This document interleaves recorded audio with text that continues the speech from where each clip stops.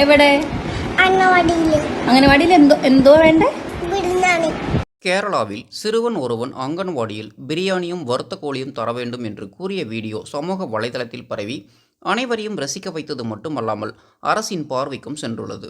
கேரளாவைச் சேர்ந்த சங்கு என்ற சிறுவன் அங்கன்வாடியில் வழங்கும் உப்புமாவிற்கு பதிலாக பிரியாணியும் வறுத்த கோழியும் வழங்க வேண்டும் என்று பேசிய வீடியோவை அந்த சிறுவனின் தாய் சமூக வலைதளத்தில் பதிவிட்டு உள்ளார். பலரின் பார்வைக்கு சென்ற இந்த வீடியோ மாநில சுகாதாரத்துறை, பெண்கள் மற்றும் குழந்தைகள் மேம்பாட்டுத்துறை அமைச்சர் வீணா ஜார்ஜ் அவர்களின் பார்வைக்கும் சென்றது.